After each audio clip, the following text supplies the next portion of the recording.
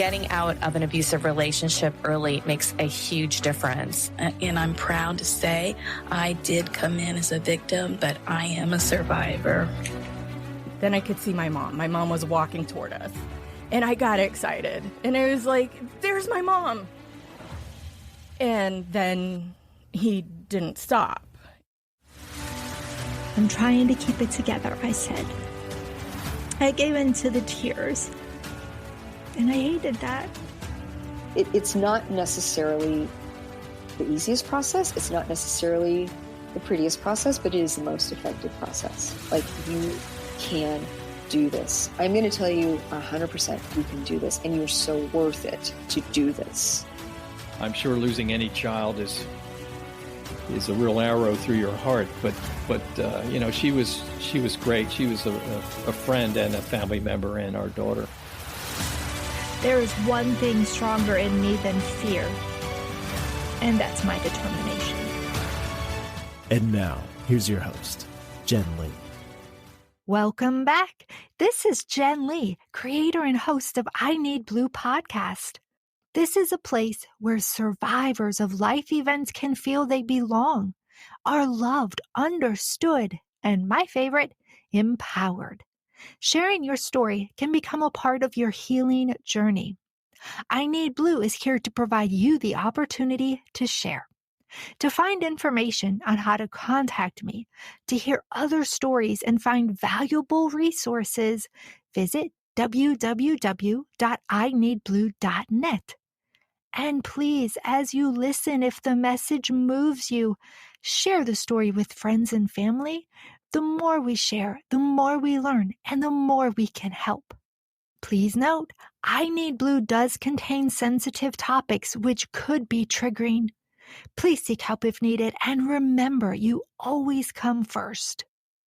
In today's episode, we are going to talk about exposing the financial fraud that is taking place online. We are here to explain that anyone can be taken at some time in their life, and usually by someone they know, family included. This type of fraud can have major emotional, psychological, and financial repercussions. My guest today, Debby Montgomery Johnson, is a survivor of such a scam. Over $1 million lost. It left her emotionally and financially drained. Now she shares her stories to prevent others from becoming a victim too. As a survivor advocate, she hosts a podcast, Stand Up and Speak Up, and is a published author. I am excited she is joining me today. If you think you may be a victim of a romance and online scam, visit romancescamsnow.com to find education and support. The link will also be in the show notes. Debby, thank you for being my guest today, and welcome to the I Need Blue podcast. I'm so excited to be here, Jen. Thank you so much for having me. Oh, you're so welcome. This is a topic I haven't covered before, and it is way more common than we think. So I am so glad you are here to share all of this valuable information. Before we get started, I would like to provide a word from our sponsors. This episode is sponsored by benfocomplete.com, an online vitamin supplement company. Visit our website, benfocomplete.com, or call Dr. Jack at 888-493-8014. We're here to give you help. We're here to give you hope. We're here to give you happy hands and happy feet. After you told me a little bit, I had referred to this situation as catfishing because, like a lot of Americans, that's kind of what we've been taught. That is the title or the label for this type of thing. That is not correct. That's almost like victim shaming, and that's not fair. So I want you at the very beginning of this podcast, before we share your story, to explain how referencing this as catfishing is not fair to the victim. Catfishing came along years ago when it was just men were describing how women were setting up fake profiles to get them. And I think the phishing thing went that way. There is an organization, I'm not going to name it because they've actually used my story without my permission, but it's very popular. And they set up scenarios to set up these scammers. And it minimizes what happens to a victim. Catfishing just sounds so trite, and it sounds more like a game. A scam sounds like a game. And so as an advocate for victims and a victim myself, it cannot be minimized this way, because the trauma of being taken by someone that you feel is part of your family is not just financial, although it is financial fraud. It is so emotional and it's physical. So many women I've worked with, the emotional devastation of it all, of being taken, has contributed to incredible health issues or to even suicide. It's organized crime and it's fraud. And to call it something as simplistic as catfishing, it makes the victim feel like that they were stupid or that they were uneducated, and that is far from the case. Right. And as survivor advocates, it's really important that we validate the victim, that we make their feelings important, validated, true. That's how you feel. That's what you went through, and that it's okay. It's okay to talk about it. It is okay, because most victims in my particular case, only 3 out of 100 are going to tell their story. They don't tell because of the shame and the blame, and they're afraid. They're afraid of what the scammers might do, even though the scammers won't do anything. They're cowards, but they're afraid that their information is out there, that their home address is out there, that all this stuff is out there about them. Well, if you think about it, all of our information is out there. Everybody's information is out there. And so we need to be more careful about our privacy and our settings on social media. But it's just a shame, because our women and men, there are a lot of men that have been taken. And in Palm Beach County, where I live, the FBI told me more men were taken for over $1 million than women, but they'll never say it. They'll never speak. And because the victims aren't speaking, the scammers are laughing their way to the bank. Right. And that's a problem. Going back to privacy for a quick second, is I Google myself. I use my maiden name and I use my married name, and I just do it on occasion just to see what comes up, because sometimes Google populates pictures of people. Fortunately, I've never come up. And so I think that that's a really easy thing to do, to just see kind of where you're circulating online and what information is out there. Here's another tip on that. If you're really curious, because I'm a very public person.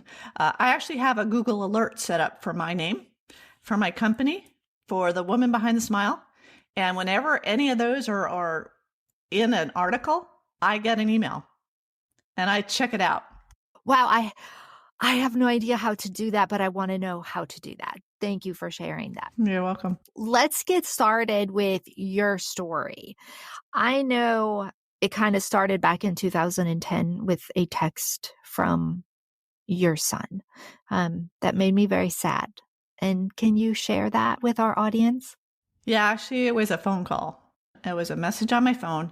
At the time, I'm a mom of 4. I have 4 children. At the time, my oldest was 23. My youngest was 15. And my husband had left the night before on a business trip. He was just going to be gone overnight. And he went over to the west coast of Florida. I was in a meeting. I was a treasurer at the school board in Palm Beach County. I was at an end-of-year meeting, and I turned my phone off. And when I went on a break, I looked at my phone, and there must have been probably 20 messages. I never get messages. And the first one was from my son, my oldest son. And he said, "Mom, Dad just died. Wow. I'm coming home to take care of everything." And I listened to that more than once, I'm sure. And then I saw the next message was from my mother and my dad. And they live on the west coast of Florida. And they said, "Deb, we just heard Lou died, and we're going to take care of everything here at the hospital." They were about a half an hour away from where he died. And from those 2 conversations, then it just snowballed from there. But I never saw Lou again. I never saw him after he left that Wednesday night, because my mom and dad took care of things on the West Coast. They set it up so that he was transported over here. My children, we had a long discussion about not wanting to have any of the open things. We just felt like that wasn't something that we needed to do. But because of that, we never saw him again, which is interesting, because I was military. We were both military for a long time. And it seemed to me it was as if he'd gone on what we called a TDY, which is a temporary duty. He left the house and just forgot to call me. And that's how I felt for such a long time. There was no closure because I never saw him again. What this led to is he had a company that was paying all the bills for the family. The only reason I was working at that point, I'd left a really good bank job. I was working at the school district for benefits because Lou had started his own company, and benefits for a family of 6 was very expensive. But the company paid all the bills, and I didn't know how to run it. It was his business. It's a vitamin supplement company. He was diabetic, and he had neuropathy and all sorts of things.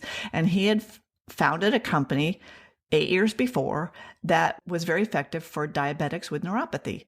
I would sit here and watch him, and I'd listen. And I remember one day he got a phone call from one of his biggest wholesale customers who said, "Lou, if something happens to you, who's going to run the company?" And he looks at me, and he's on the phone. And he goes, "Deb will run it." And I'm thinking, oh my gosh, I have no idea how to do that. I said, "You better write up, some sort of manual." And he was a former Air Force intelligence officer, and he was great at writing operations manuals. And when he died, he left me a 4-page continuity plan. That was it. Had the key players, and basically said at the end, "Good luck." And you had no passwords. You had nothing. No, and I actually got a little angry at him. And it's hard to say when someone has passed away that you're going to get angry, but in the middle of the night when I was by myself and I could let go and grieve, I actually remember laying in bed just crying and saying, "Why did you die?" All of the plans we were supposed to have, none of that's going to come to fruition. I'm frustrated. I have to keep this going because this pays the bills. And you could have at least left me a list of passwords. But fortunately, they were very similar in nature, and I could figure out most of them. But it was not the thing I needed at the time. So if anybody's doing any advanced planning, make sure you leave the passwords somewhere for your loved ones to keep the business going. But it gave you a whole new appreciation for entrepreneurship, as now with your podcast and an author and all of that other stuff. I mean, you really embrace the entrepreneurship, and I think that that's fabulous. So sometimes we get thrust into really challenging situations, but it blossoms into a beautiful creation. It does. And sometimes you just have to be brave enough to change a little bit what if they've done. I have 4 kids. Nobody wants it. So now what do I do? But there were changes that I didn't want to make. I didn't want to change the name because that was Lou's name. And the one thing that I didn't change, I still haven't changed it, is the voice message. When people call our 800 number, it's still Lou. I love that. I told the kids, I said, if you want to hear Dad's voice, you call and you'll hear Daddy. And I don't want to change it because he did such a great job. So some things that you can change and some things you should just keep the same. I love it. I think that's great. Then let's talk a little bit about your career, what you were doing at the time of your husband's death, and why. With this type of fraud, you're a smart woman. You've had high positions. You're intelligent, right? So to set the stage, can you tell us a little bit about yourself and your career? Sure. And this is important because the victims that I work with are extraordinarily well-trained women. So I graduated from college with a bachelor's degree in political science, thinking I was going to go to law school. I instead decided to work for the lawyers as a paralegal, and then decided I didn't want to go to law school. After that, I was able to join the Air Force as an Air Force intelligence officer. I was an imagery analyst for 8 years, spent time in Germany, in Washington, D.C. at the Pentagon. I worked for Defense Intelligence Agency, had a really extraordinary career, and then I wanted to have a family. And I got to an 8-year point, and that was a pivoting point for me. I was either going to stay in and try to make major and move on in my career, or at that point I had 2 boys, and I realized that the childcare situation wasn't going to work out like I wanted to when we came back from Europe. And I really made that decision that if I'm going to have children, I want to raise them myself. And I found that being a stay-at-home mom, I did it for 11 years, was harder work for me than going off to the Pentagon. But I loved it. I loved being home with the kids. So I did that for 11 years. And then when Lou was transitioning out of the Air Force, he got a position with the Department of Defense as an independent contractor, and he went to Bosnia. He didn't have benefits at that point, though. And so we decided that I was going to go back to work, and I went into banking. It was a great job initially. Then when I got into the big commercial banking, it got very stressful. My customers were always angry when we got bought out by the big companies, and I was the first one that they yelled at. And I didn't like that. I love my customers, but I didn't like the corporate culture there. And so I took a huge pay cut and I went to the school district to be a treasurer for the school district. And again, just for benefits. So I'd had a lot of training in finance, in legal, and, obviously in the intelligence world, but I had a lot of really good background. So when I was thrown into running the company, I used the resources that were given to me that I had learned over the years. I learned to ask for help. It's very hard for someone that's pretty self-sufficient to ask for help. You can't do it all yourself. And I knew that, but I had to admit it and own it. I was so worn out, though, trying to do that job from 6 until, say, noon, part-time, with the benefits. But after about a year, I realized I was making more in a month with the company than I was making a whole year working for the school district. And thinking, I don't need to be doing both. That's great. I heard you say that you were doing this all on your own at one point. And sometimes when we do things on our own, we need somebody to talk to about our business and talk to about our family. I mean, you lost your husband, so there's a certain level of companionship that I know you were still desiring and wanted to kind of look for when you were ready. And you had gotten to the point, and then you decided to do what is very popular and many people do, including myself, online dating. Can you tell us about that? I kind of got pushed into it. It was some of my girlfriends who kept saying, this is about 6 months after Lou died, and they said, Deb, you need a life. You have to do something other than work, because literally I was working 20 hours a day. I was so busy.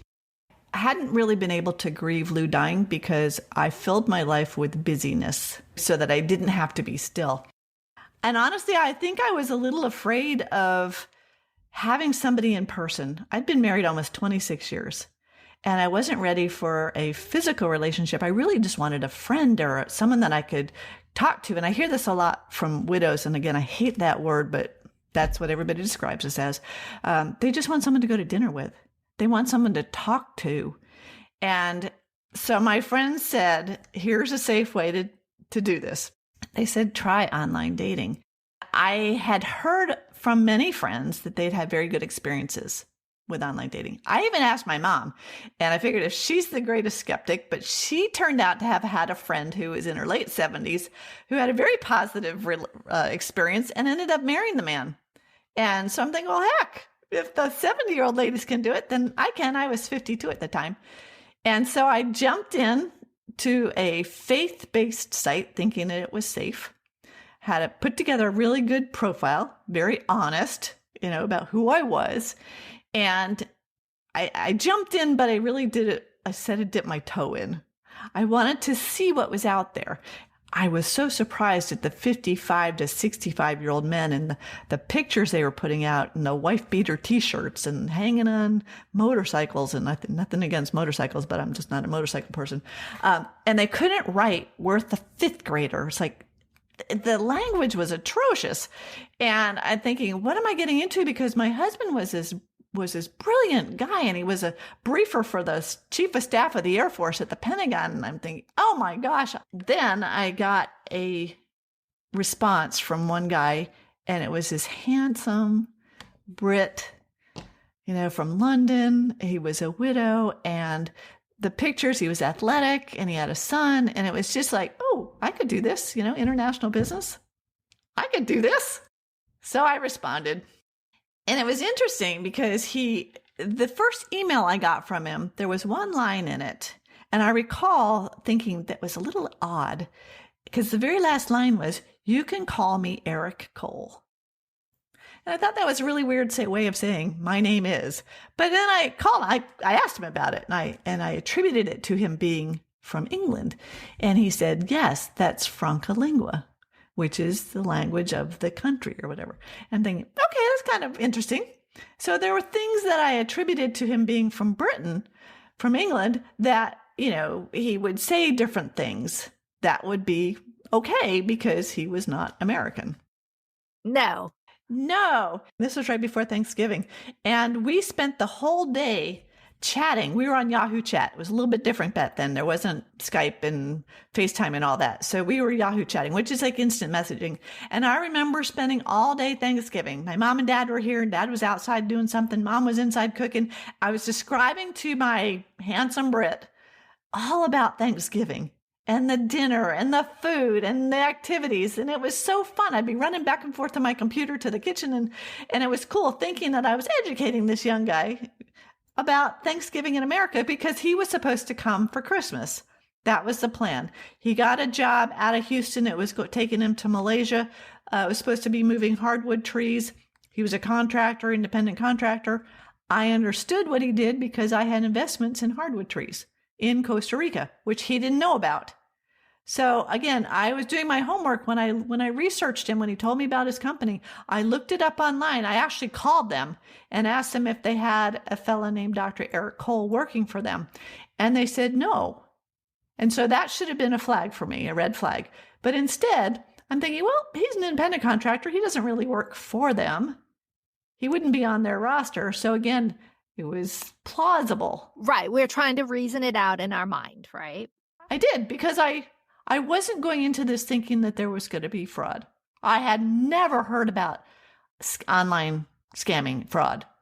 Not back then. As humans, we want to think the best of other humans. Of course. And I'd only heard really good things about this platform. So I figured, well, it's good. It'll be good for me. And it was fun. It was really fun. It made me feel like I was not sure 16 again, because all those are not enough. Although that did come up. You know, when you put yourself out there, and I was 52, I hadn't dated in a long time. Those not enoughs, that you're not smart enough, pretty enough, skinny enough, all those not enoughs that we write in our minds, those did surface when I jumped into this. And then I gave myself a talking to and said, good grief, you've had an extraordinary career and you've got a wonderful family, and you're a good person. Just do this. Did he ever make you feel like you had to question those things that you felt at 16, or did he build you up? He built me up. He sent me poems he wrote. He sent music. We would listen to the same music at the same time. He wrote the most beautiful letters and notes. And honestly, we would be instant messaging for hours. And so it was for me a form of therapy, although I have a friend whose husband was a therapist, and she said I could have done it a lot cheaper. But I found that writing for me was just a way to release, a way much better for me than speaking it out loud. And so, I mean, I have 4,000 pages of journal. I kept records of everything we talked about, and thinking I was creating family history. I have 5 volumes of printed emails and chats and all those kinds of things, which could have turned out to be evidence later on, but it didn't happen. You still have those? Oh, yes, I do. They were recorded. They're actually in printed volumes. They're books. They're printed books.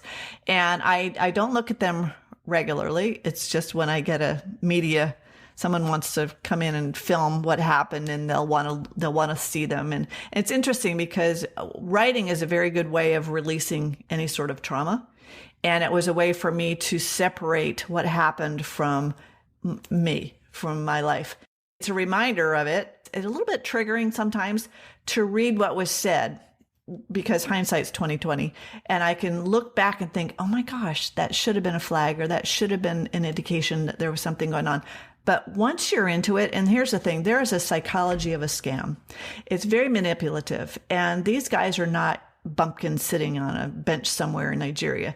They are well-educated, university-trained salespeople. Their job is to get money from you. And in my particular case, it went on for 2 years, almost 2 years. And I never saw him, but I understood that. And in a way, it was safe because he wasn't here. In a way, it was very frustrating because he wasn't here. When people ask, well, how could you send him the money? Because I'm one of those damn Yankees who rarely gave money to anybody. It started off as a friendship. It started off as a business kind of a thing. It was never giving him the money. It was loaning. It was a loan. It was kind of like a bridge loan, essentially, until he got here. It was a lot of money at the end, and I didn't realize how much, but about midway or 3/4 of the way through, when you start looking at it, And I was getting frustrated because every time he was supposed to be here, something came up. And it was extraordinary. It was the ups and the downs. It was the emotional up and down that I think probably did me in. You get your hopes up, and I find that you run scenarios through your head of, oh my gosh, I can't wait to give him that first hug and see him in person, and then you're let down. It's the great buildup because he had a family, he had a son in England, and I got hotel reservations for his sister and his son, and then all of a sudden the plans changed. And I'd have to go and cancel all those, or I would be at the bank. And honestly, I was a bank manager, so I knew these folks I was working with, and they got so excited about the story. They're like, when's he coming? When's the family coming? And even though I was sending extraordinary amounts of money, it was never like, Deb, what are you doing? Because they were part of it. They had lived it with me. My accountant had lived it with me, thinking that, okay, this is a good business expense. And, when it comes back, we'll figure out how to work it out. And I mean, did you chat with the family? Did you chat with the son or the sister or anybody? On Yahoo Chat. I remember one night I had 3 open screens. One was with Kenny, his son, and his sister Mary. One was with him, and one was his attorney. And I typed really quickly, and I was going back and forth between all of them. And I would use those chats. I would ask Mary about Eric, about his wife who died. I asked about that. I wanted to get to know him from someone else's point of view. And the same with him about her. And then Kenny, it was interesting. One night I was chatting with Kenny and Mary, and I could hear the difference in my head between this young boy and then his aunt. When he would come on, it was like fun. And we were talking about his dad making pizza, and he was going out to play ball and all these things. And then I would get Mary on saying, okay, he hasn't done his homework yet, and we've got to get this stuff done. I mean, it was probably multiple people, because there is no he in this scenario. It is a they. They work in teams. And what I thought might have been a family, and here's a really big red flag for me now, is the pictures being used were stolen. So that's called impersonation. Okay, so that picture of him was stolen from someone's Facebook profile, for instance. The picture of Kenny and the dogs in the house, those are pictures that were stolen. So here's my aha moment of be careful. Make sure that your privacy settings for your social media are clamped down, because scammers will go in. It's very easy. I do it with my show. I can go into someone's Facebook page and save one of their pictures and then use it for my show. If you don't want that to happen, particularly, this is important with children, with grandchildren. I never post pictures of my grandchildren. I don't even talk about them. If my girls want to do it, they can do it. But I don't, because the scammers will create families that's enticing to those that are full of heart, that are family oriented, that want to have a family again or want to continue their family. And so be really, really careful about what you're putting out there, because like you said, at the very beginning, you Google yourself, Google me, I'm out there all over the place. But I don't have pictures of my husband out very often. I never put out pictures of the grandkids. I don't talk about my kids often, because it can be used against you. My current episode actually is about situational awareness. Part of the conversation is about what we post on social media, what is in the background. I don't tag myself anymore when I am places. That's easily setting myself up to be stalked. It's like, here, this is where I am right now. If somebody is, interested in following me or whatnot. Privacy settings are important, just like you said. So that is a really... Don't ever tell anybody when you're leaving, when you're out of town, because hello, your home is vulnerable to being attacked at that point. Yes. Well, there's a lot of, here's my kid's first day of school. They hold that sign up saying the name of the school, the grade they're in. I mean, you have to be one step ahead of them. And again, as humans, we don't want to think other humans would ever be bad to us, because we would never be bad to people. So we can't fathom somebody hurting us, but not everybody thinks like us. They don't think like us at all. There's no conscience in what they're doing. Their goal is to get money, and it's not $1 million from one person. It's $250 from 1 million people. And they are very good at what they do. Yes. I was wondering if he was sitting there, because Yahoo Chat is not video, right? It's just like instant. It's just texting. Yeah.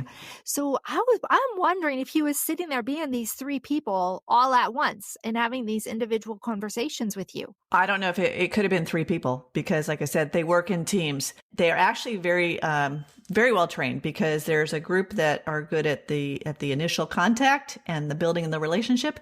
Then there are the guys that are really good at getting the money. Then there are guys that are really good at closing. Then, if someone is antagonistic, if I say I've run out of money, I can't do this anymore, then there's a group that comes in, they're a little more aggressive, and they make you feel guilty, they make you feel afraid. And so that leads you to what I wasn't pressured into this, but I was kind of pressured into getting more money to him. I asked my parents.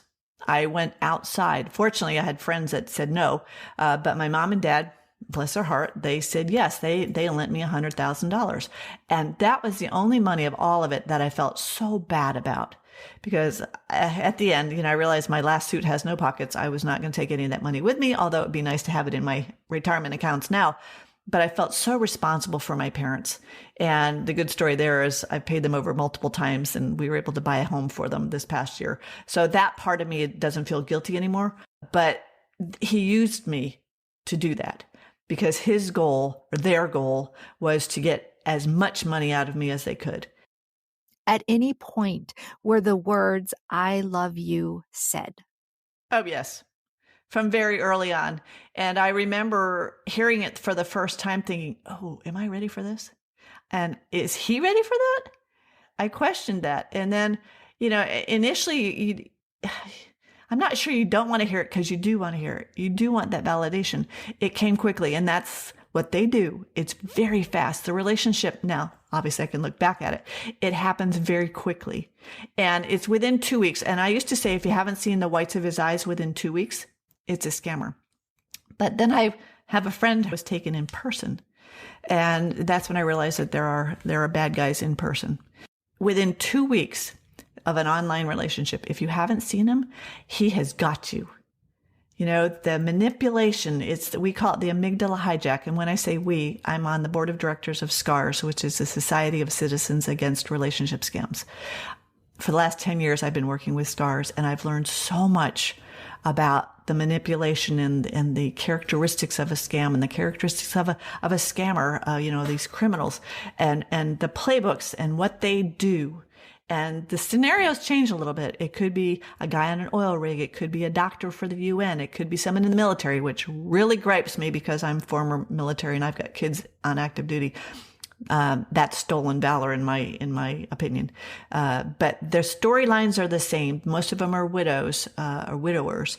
They have a child. They have maybe a sibling somewhere, and they need your help.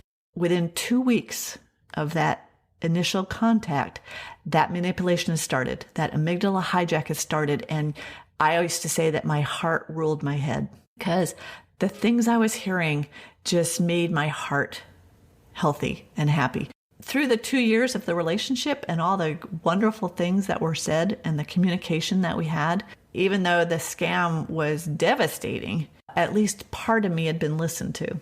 I've tried to change the narrative. I don't want to be known as the woman that got scammed out of $1 million. The scam was an important part of what happened to me, but it wasn't going to define me. It wasn't going to define who I was. It happened, but what's important is that even if you've lost $1, you've been a victim of manipulation and fraud. And it doesn't matter how much. It matters that you speak up about it, because the scammers are on their way to the bank because no one's speaking up. And that's why we need to stand up and speak up every time something happens like this. Would you say this is like an abusive relationship with the manipulation, the gaslighting? A lot of times they control finances, but they wanted you to give you the money. They wanted me to give him the money quickly. And it's fast. There's this urgency about it too. And they get you wrapped up in like, you got to do it today. I got to get this now because they're going to throw me in jail, or I can't get my stuff through customs because I don't have the money. So there was always this sense of urgency. And I recall leaving my job at lunchtime and running to the bank, to try to do a wire transfer quickly. Tell me about the first time you sent him money. What was it for? I didn't send him money the first time. The very first time was I actually sent a check to the dating site. Well, he had a friend who was an engineer and he was having trouble getting onto the site. He said, "Hey, would you send a check to the dating site to get him on?" I'm thinking, sure, the more the merrier. So I sent a check to the dating site. And now I realize that was really wrong, because that validated that profile. because now he's a paid member. Wow. He's not a free member. He's a paid member. And because he's a paid member, that gives you a little more accessibility to profiles and things. They start small. The next bigger one came a few weeks later, and that was to set up a power of attorney. Again, here we're having this business relationship, and he's coming back to the States. So he got me involved with his attorney, and they wanted to set up a power of attorney so that I could open up accounts or accept money or whatever. It was, I think, $5,000 originally, but they wanted it split up. So it was $2,500 ask through Western Union. And I'd never done anything with Western Union, but it was fast. It was like, do this quickly, Deb, I need this today. Can you get down to the store today? And he gave me a name that wasn't his. It was an odd name, a really long, it wasn't African necessarily. It could have been Malaysian or whatever. But I remember sending money through Western Union to this one fellow. And I asked him, I was like, why is it not your name? Because I had to put for the benefit of Eric Cole. He said, it's my friend that's living here in Malaysia, and he's got access to that. He can get it more quickly than I can. Rationalized. He always had a reason why. And I was like, okay. So I did that, but I felt really odd. And that was the first tiff, as I called it, about money. And he had a way of calming me down and saying, this is necessary. We need this to do blah, blah, blah. And it'll be over soon and I'll pay you back. There was always a promise to get paid back. And I think that's why I did it, because I always had that knowing, I thought, that it was going to come back to me with interest. He was going to get paid quite a lot of money for doing what he was doing. Why didn't he pay for his friend's membership? Because his friend was in Europe. His friend was overseas. He was overseas.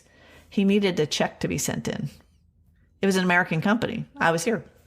Debbie, I think we're going to take a quick break and hear a word from our fabulous sponsors. Over 35 million Americans suffer from diabetes. That's 1 in 10. And over 60% of them will develop nerve damage called neuropathy. Neuropathy is not curable, but it is treatable. Benfotiamine is a synthetic form of vitamin B1 and has been used for more than 30 years in managing the pins and needles, the pain, and the numbness of neuropathy. Our products are easy to take and may help you return to the activities you once loved before neuropathy, like walking, skipping, and dancing.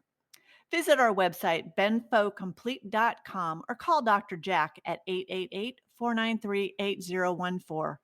We're here to give you help. We're here to give you hope. We're here to give you happy hands and happy feet. They have an answer for everything as to why. And I think that's a really important point that we mention. And we want it to be true. We want it to work out. So what I call pink flags were probably hard reds to a lot of other folks looking in. But for me, they were pink, yellow, and pink flags because I wanted it to work. I wanted him to be here for Christmas. It got to a point where he knew so much about me that I considered him part of my family. And I used to say I would do almost anything for my family. Be really careful. You don't want to do almost everything for your family, especially family that you've not met. What was his excuse for not being there for Christmas? Do you remember? Oh, well, it was something happened with the shipment. It was either a customs thing or a health thing. The excuses are especially over 2 years. He had an awful fever one time. His attorney's daughter had a miscarriage. Kenny got hit. His son was hit. His bicycle. He ended up in the hospital. Erica ended up in the hospital. I couldn't even tell you, now what all the reasons were for him not getting here. And did you have the $1 million in your bank account to give? Never. I came up with it. I found it. I sold retirement accounts. I sold jewelry. I worked with his sister. This is a thing. His sister, who we know is a false character too, she and I would be communicating. We would be on Yahoo chat, and she would say, I'm going to sell this piece of jewelry and this piece of jewelry worth $10,000. And so you come up with half of it. I come up with half of it. So it made me feel like someone was in it with me. I wasn't doing it all by myself. And that's what they do. There is no other person helping you out. It is just you. But in our scenario, I would do this, Mary would do this. We would get the amount of money that Eric needed to finalize whatever was happening. And so I had a partner in this, and it was her. But her was probably one of them. And so there was never a partner. But I did it. I did it because I felt like that he was my family. I felt like I was in love with him. And it seems silly, but it's amazing how you can have feelings for someone just through writing. It's almost like having a pen pal. How close can you get to a pen pal? You've never met them in person, but I felt like it did. And again, because I'd never had the idea that someone was taking advantage of me, it never crossed my mind. And I want people to understand that it happens every day, every second of the day.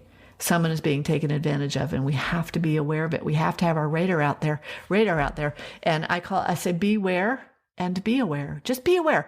I hope it never happens to you, but it could happen to your mother, your brother, your spouse. I work with women that are married, and they were taken by playing words with friends, game sites, social media sites, any social media platform. We've seen it on Tinder Swindler, right? It was on Tinder. It's on WhatsApp and Google Hangouts. I have a gal that's in Vietnam. She was taken on a translation site. She was helping a gentleman from England who was coming over and was doing some banking, and he needed some banking lingo. He wasn't really coming to Vietnam to do any banking, but they became friends. And when something happened, she helped him out. Well, in that culture, because she helped him out with family money, her husband kicked her out of the house. She's the mother of a little baby. And until she got involved in our support group, he didn't believe that she didn't do that on purpose. Because here's the other story about the victim blame. Victim blaming is hugely detrimental to the victim, because in this particular case, the only thing I did wrong was write back and say hello. Anything anybody does wrong on a Facebook request, it's accepting a Facebook request from someone that you don't know, or someone that might be a mutual friend of someone in your group. You got to be really, really careful on Facebook, because they can get into women's groups and become a friend with somebody, because we all want to have friends, right? Well, now they've got credibility because they're a mutual friend of 5 women. And when I get those requests, I'm going, guys, do you really know who this person is? Because I'm getting the scammer vibe. And I'll call my friends and say, I think you need to get this person off of your list. So we don't need 5,000 friends. We only talk to 10 of them. That is so true. I think I have like 160, and that's family and friends, which is probably a lot, but I do know most of them. But it's not thousands. No. I mean, because you don't just have 1,000, because those 1,000 have friends. I interviewed a young gal, and I asked her, I said, why is it so important? Because she writes a lot. I said, why is it so important to you to have followers? Because they want that instant attention. They want that YouTube viral moment, and they don't care. And they think that they're growing up thinking they're safe online. I have a huge, worry about the children and the millennials. Even the millennials now who've grown up on the internet, they're being taken in what we call it's called pig butchering. It's the cryptocurrency investment scams, and they're being taken so quickly. And when crypto, the money's gone. Now there's a chance maybe they call it clawing it back and getting it back. But for the most part, very smart young people are being taken in investment fraud. We were talking earlier about our youngsters. The reason for setting the privacy for kids is because they're putting themselves out there. They're showing that I'm playing lacrosse at 3:00 at, Park Bloomfield High School. And now we know what they look like. We know where they're going to be at what time. We know exactly where they are. And that leads to trafficking. They are being picked up by predators, and they're gone before the parents even know it. So our kids need to understand why this is vitally important to protect themselves. And it's not important to have 50,000 viewers because you don't know them. You don't. And it doesn't matter. My husband and I were talking last night about everybody. We want our REAL, our reel, to look like somebody's REEL. The highlight reels. Facebook and Tinder and Instagram and all that. Those are highlighted reels, REELs. No one's going to put out there that they're having a crappy day and, there's dog doo in the backyard. They want to make you know that they're building this incredible house or they're on this incredible vacation and isn't their life wonderful? That's not real, REAL. Especially our young teenage girls. That's a very vulnerable age because you want to be accepted. You want to be part of the group. You want to be pretty. My ideal back then was the tall, skinny blonde, until I interviewed a friend of mine who's from England who is tall and skinny, and she got bullied her whole childhood. And she didn't want to be tall and blonde and skinny. So we think it's always better on the other side, but we're opening ourselves up for being taken advantage of. And I've always been very open to and kind to people, but we don't think their way. And right now, the fentanyl crisis online is huge. That's how they're getting these kids, through Snapchat. You can, buy them online, and it's killing our children. And like this topic, there's not enough conversation about it.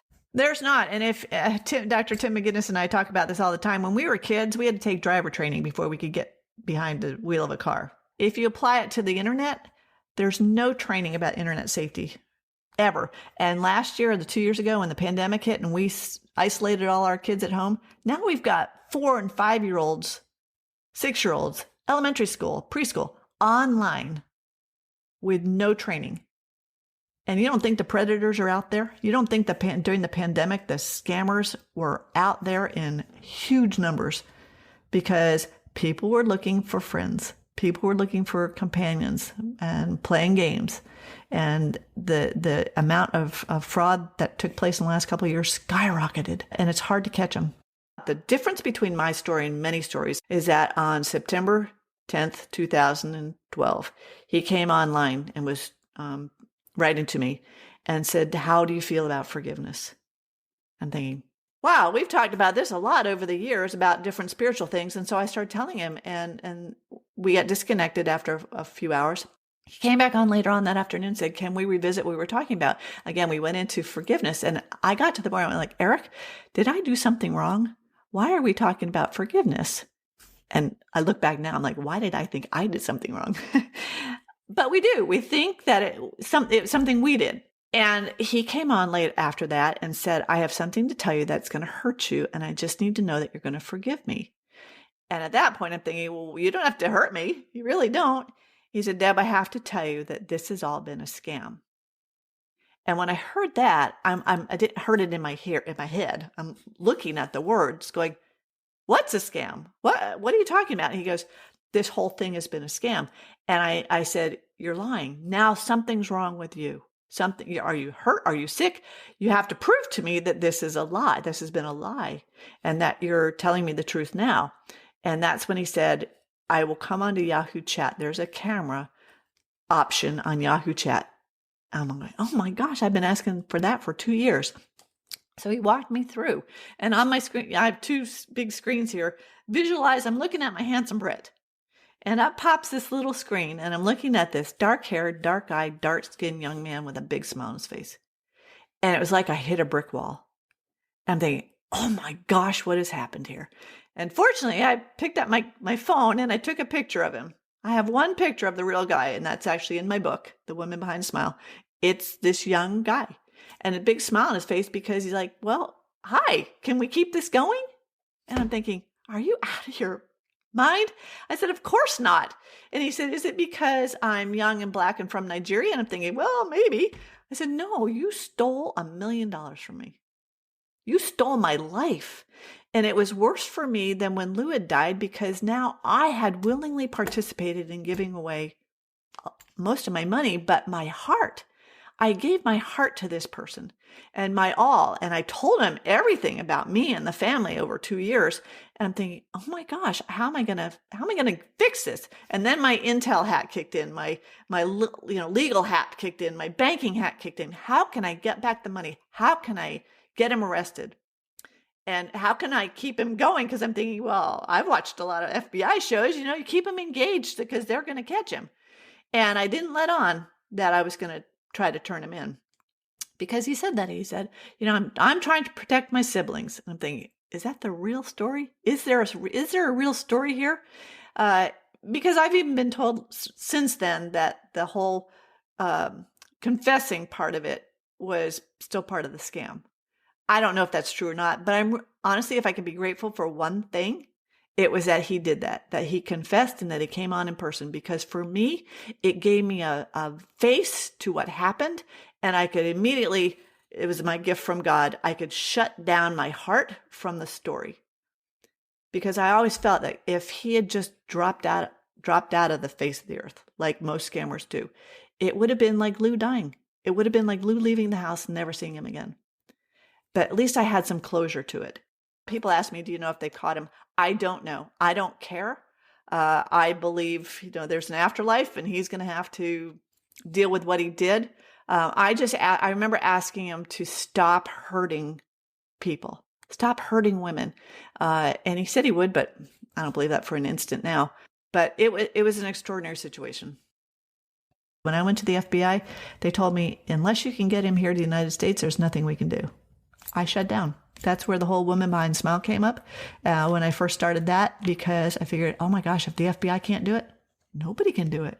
And I didn't want to tell until I did. And now it's changed a little bit. The FBI can do some things, but until people start to speak up, the government is not going to know how bad it is, so they're not going to put any resources towards it. Law enforcement doesn't know how to deal with someone walking in saying I was scammed. We don't even tell them to say that anymore. We encourage our victims to go in to get a police report, but just to get a report, an informational report, so that they can report it as fraud. It's financial fraud. Don't say it was an online scam, because the guys in the back are laughing at you. They don't understand unless they've had someone in their family taken. It's financial fraud, and it is huge, and it is happening to everybody, and it will happen to everybody if they're not careful. But I am curious as to who was the first person you told? My mom and dad. Your mom and dad. I called them up. I was sitting here by myself. And when this happened, it was a gut punch. I call it running into a brick wall. It was a reality check in a big way. I called my mom and dad because they were the first ones to be there for me when Lou died. They were also part of this because they'd given me the money. And they kept waiting for him to come. I think if you asked my dad, he would have said that at one point he thought maybe there was something wrong. But for 2 years, he goes, who can hang on for 2 years?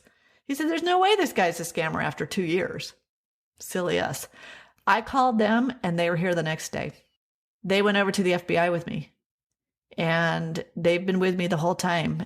They knew the whole story. I didn't tell my kids. I didn't tell my brothers and their wives. I didn't tell anybody because I was so embarrassed that it happened. I'm like, I'm so well educated and I knew, from banking.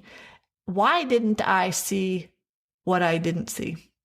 And it's because of that amygdala hijack, that the psychology of the whole thing. And that's why there's no reason to blame victims. Once they said hi or hello, it was lights out. And I have people contact me now saying, my mom's involved. How can I stop her? It's very difficult to stop someone. If you can't get them before it happens, you got to wait until they're broken, because they're not going to hear you. They're not going to accept what you're saying. The Dr. Phil programs drive me nuts because even though he's got the evidence and can show it, they're confronting the victim on TV in public. You're humiliating them in public. The only thing you're doing is you're making the family feel good because they outed you. That does nothing for the victim. And if, in effect, the victim, as soon as they get back home and the scammer or criminal is in contact with them, they're back with them. And victims are very difficult to work with sometimes because out of 100, a third of them are going to be in denial that, nope, this isn't a scammer. He's going to come to me and they're going to stay in it. A third are going to be really angry at those of us helping. And then a third are going to be the realists who said, yes, this did happen to me. I'm not going to get the money back. How can I recover? And how can I be there to help someone else that's gone through it? I have a question. I know in your situation, you were able to pay back your parents the money you had borrowed, but a lot of people are not able to do that. What are comforting words that you have for those people? Well, first off, realize you weren't to blame. Second of all, this is not going to make you feel better, but you're probably not going to get your money back. Although the Western Union was able to give back some money, there are some ways to get it back, but not a lot. Take care of yourself now. you might have to reset your expectations. If you're 60, 65 and you gave your retirement accounts, you feel like there's not enough time to recover. Well, here's the happy thing is most of us are living another 30 years. We're living to our 80s and 90s. We do have time. We may not retire in the way we thought we were going to. So reset your expectations.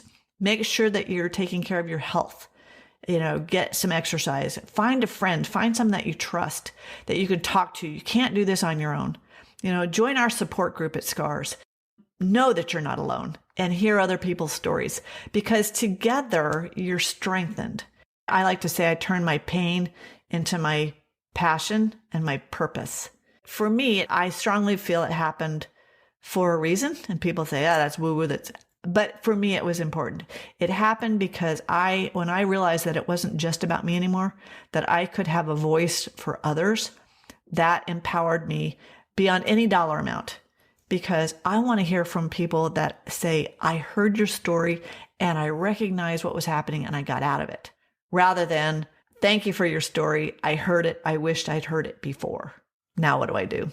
If someone is victim blaming you and it's a friend, they're not your friend. Friends don't hurt friends by doing that. Family members, it's especially difficult for family members to understand because they may be thinking that they're going to inherit something.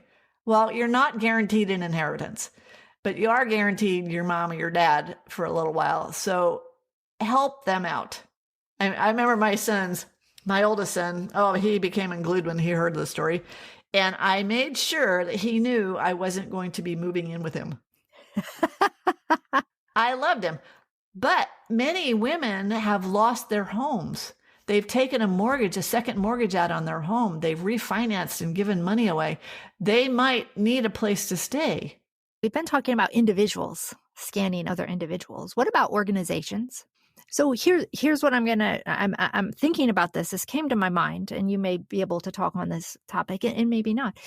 I know somebody who sends $10 a month to this organization who gives the money to this child in Africa. And then in return, this child in Africa will send a picture and a little note to say, thank you. Here's what's going on in my life and school and things like that.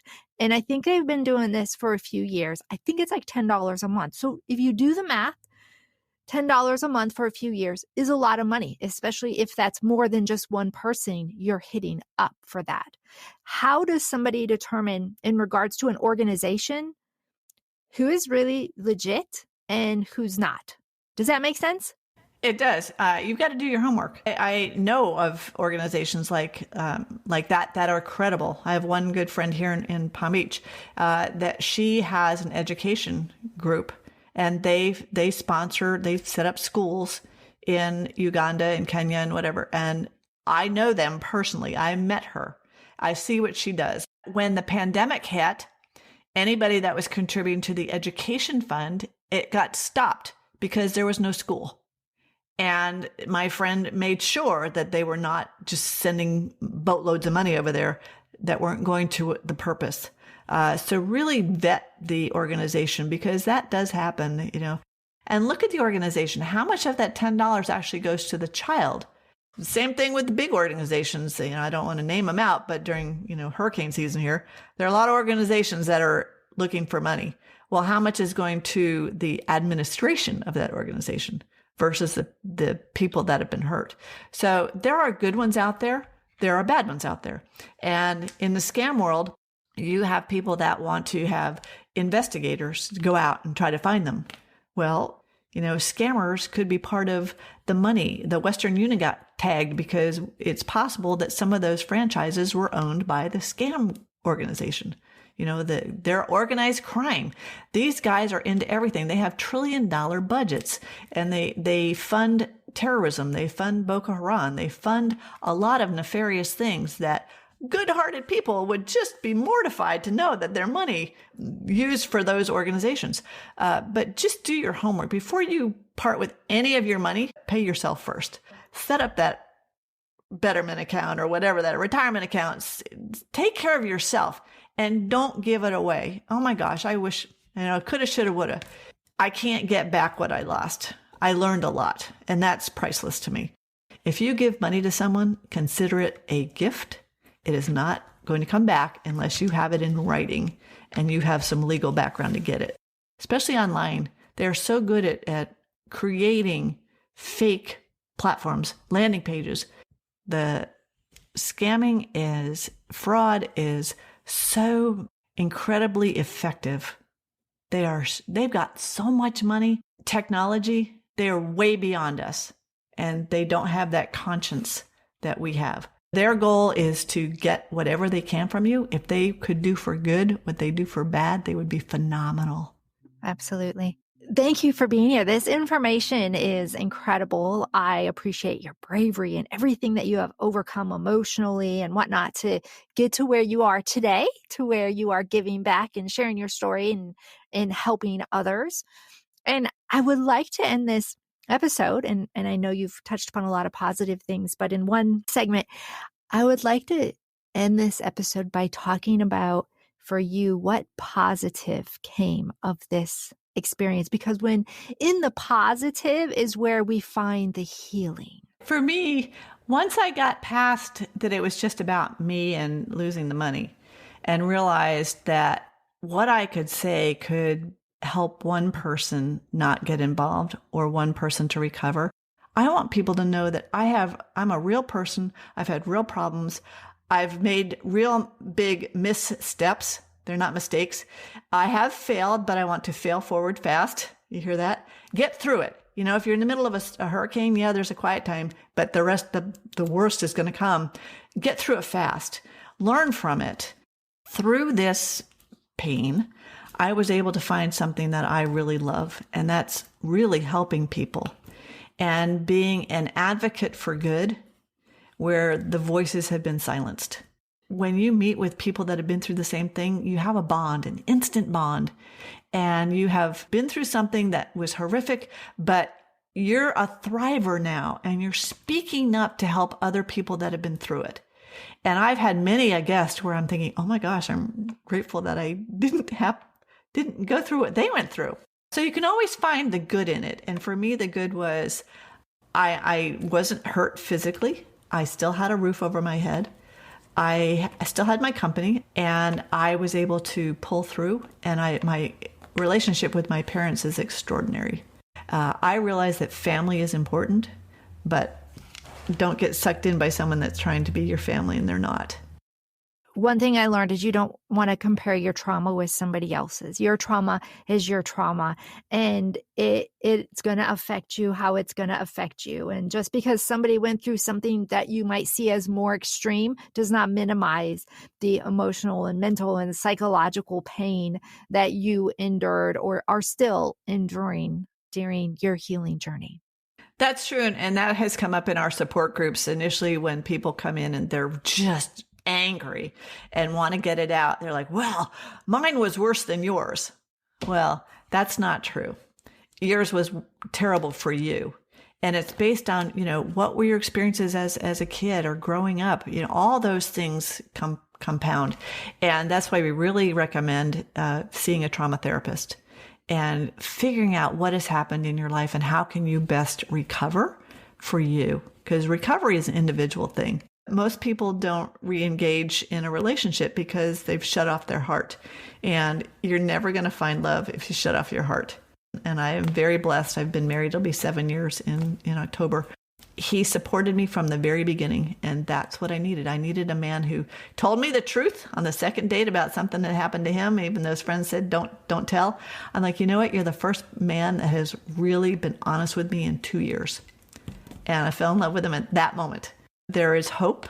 You can be happy after this happens, but you got to work on yourself first. You can't take your baggage into a relationship. So know that there's joy after trauma and after an event like this. And it doesn't define me. It just made me a better person. And I try to remember that and be grateful for that every day. That's wonderful. I love it. Debby, thank you so much for being my guest today. It's been my pleasure, Jen. Thank you so much for having me. And thank you for helping us spread awareness of this, because it's happening every day and we need to slow it down and hopefully stop it one day. Absolutely. This is Jen Lee with the I Need Blue podcast. You can find all of my episodes on all of your favorite podcast platforms, as well as my website, www.ineedblue.net. This episode is sponsored by benfocomplete.com, an online vitamin supplement company. Visit our website, benfocomplete.com, or call Dr. Jack at 888-493-8014. We're here to give you help. We're here to give you hope. We're here to give you happy hands and happy feet. And remember, you are stronger than you think. Until next time, thank you for listening.